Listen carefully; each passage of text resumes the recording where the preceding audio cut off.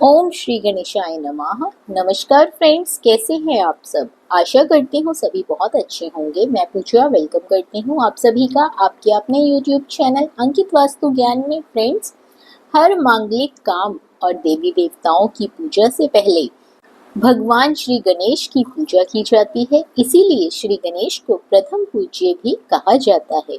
ग्रंथों में भगवान गणेश के प्रथम पूज्य होने के अलग अलग कारण बताए गए हैं, लेकिन सभी ग्रंथों ने उन्हें सबसे पहले पूजे जाने वाला देवता ही कहा है।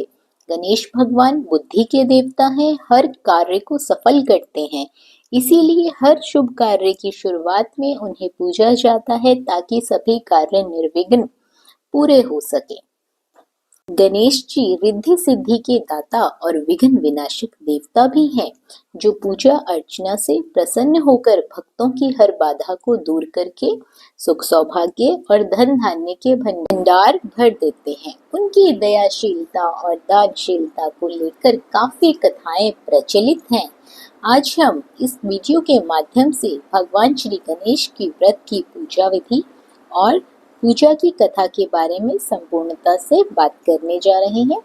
भगवान श्री गणेश की पूजा पहले की जाती है। महिलाएं खासकर अपने पति की लंबी आयु के लिए भगवान श्री गणेश की पूजा जरूर करती हैं। ऐसी मान्यता है कि भगवान श्री गणेश की पूजा करने से पति की लंबी आयु होने के साथ साथ ससुराल हमेशा खुशियों से भरा रहता है। वहां कभी भी कोई भी दुख दरिद्रता नहीं आती है। तो चलिए जानते हैं सुहाग की लंबी आयु देने वाले भगवान श्री गणेश की अद्भुत कहानी के बारे में। एक समय की बात है, एक भाई बहन रहते थे।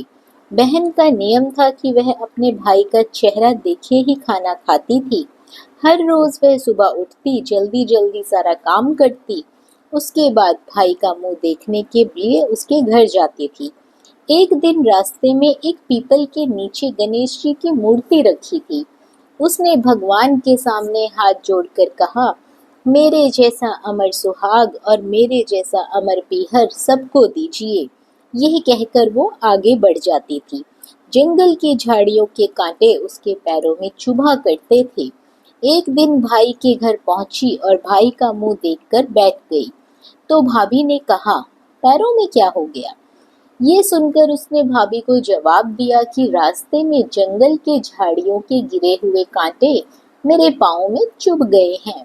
जब वह वापस अपने घर आ जाए तब भाभी ने अपने पति से कहा कि रास्ते को साफ करवा दो, आपकी बहन के पाँव में बहुत सारे कांटा चुभ गए हैं। भाई ने तब कुल्हाड़ी लेकर सारी झाड़ियों को काटकर रास्ता साफ कर दिया, जिससे गणेश जी का स्थान भी वहां से हट गया। ये देखकर भगवान गुस्सा हो गए और उसने भाई के प्राण हर लिए। लोग अंतिम संस्कार के लिए जब भाई को ले जा रहे थे तब उसकी भाभी रोते हुए लोगों से कही, थोड़ी देर रुक जाओ, उसकी बहन आने वाली है। वह अपने भाई का मुंह देखे बिना नहीं रह सकती, उसका ये नियम है। तब लोगों ने कहा, आज तो देख लेगी पर कल कैसे देखेगी? रोज दिन की तरह बहन अपने भाई का मुंह देखने के लिए जंगल में निकली। तब जंगल में उसने देखा कि सारा रास्ता साफ किया हुआ है। जब वह आगे बढ़ी तो उसने देखा कि सिद्धि विनायक को भी वहां से हटा दिया गया है।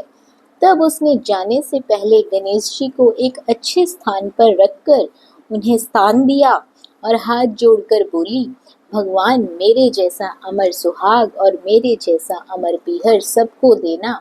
ये बात बोलकर वो आगे निकल गई। भगवान तब सोचने लगे, अगर इसकी नहीं सुनी तो हमें कौन मानेगा, हमें कौन पूजेगा। तब सिद्धि विनायक ने उसे आवाज दी, बेटी इस खेजड़ी की 7 पत्तियां लेकर जा और उसके कच्चे दूध में घोलकर भाई के ऊपर छींटा मार देना, वह उठकर बैठ जाएगा। ये सुनकर जब बहन पीछे मुड़ी तो वहां कोई नहीं था। फिर वह ये सोचने लगी कि ठीक है, जैसा सुना है वैसा कर लेती हूँ। फिर वह 7 खेजड़ी की पत्तियां लेकर अपने भाई के घर पहुंची। उसने देखा वहां कई लोग बैठे हुए हैं, भाभी बैठी रो रही है और भाई की लाश रखी है। तब उसने उस पत्तियों को बताए हुए नियम के तहत भाई के ऊपर इस्तेमाल किया। उसका भाई उठकर तभी बैठ गया।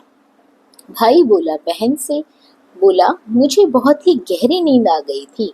तब बहन बोली यह नींद किसी दुश्मन को भी ना आए, और उसने सारी बात अपने भाई को बता दी। तो फ्रेंड्स, मान्यता के अनुसार ये है गणेश जी की चमत्कारिक कहानी। प्रार्थना करती हूँ भगवान गणेश जी सबको अमर सुहाग और अमर पीहर का वरदान दें। भगवान श्री गणेश की काफ़ी कथाएं प्रचलित हैं। उनमें से एक बुढ़िया से खीर खाने की लोक कथा बहुत ही ज़्यादा प्रसिद्ध है। गणेश जी किस प्रकार बुढ़िया माई के कटोरे से खीर खाते थे, वो हम इस वीडियो के माध्यम से आगे सुनेंगे। एक बार भगवान गणेश बाल रूप में चुटकी भर चावल और चम्मच में दूध लेकर पृथ्वी लोक में निकल पड़े। वे सबको अपनी खीर बनाने को कहते जा रहे थे, पर सबने उनकी बात को अनदेखा किया। इसी दौरान एक गरीब बुढ़िया ने उनकी खीर बनाकर स्वीकार कर एक भगोना चूल्हे पर चढ़ा दिया। इस पर गणेश जी ने घर का सबसे बड़ा बर्तन चूल्हे पर चढ़ाने को कहा। बुढ़िया ने बाल लीला समझते हुए घर का बड़ा भगोना उस पर चढ़ा दिया। कुछ देर में ही एक चमत्कार हुआ। गणेश जी के दिए चावल और दूध बढ़ते चले गए और पूरा भगोना उससे भर गया। इसी बीच गणेश जी नहाने के बाद खीर खाने की बात कहते हुए वहां से चले गए। पीछे से बुढ़िया के पोती पोते आए तो भूख लगने लगी, तो कहने लगे बुढ़िया ने उन्हें खीर खिला दी। खीर बनते देख रही पड़ोसन को भी बुढ़िया ने एक कटोरा भरकर खीर दे दी। बेटे की बहू ने भी चुपके से एक कटोरा खीर खाने के साथ एक कटोरा खीर छिपा दी। इसके बाद भूख लगी तो बुढ़िया ने भी खाने के लिए खीर हाथ में ले ली और बोली, आजा रे गणेशा, खीर खा ले। तभी गणेश जी वहां पहुंच गए और बोले कि मैंने तो खीर पहले ही खा ली।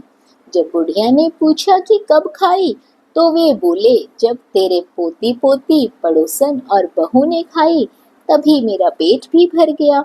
इसके बाद जब बुढ़िया ने बाकी बची खीर के उपयोग के बारे में पूछा तो गणेश जी ने उसे नगर में बांटने को कहा।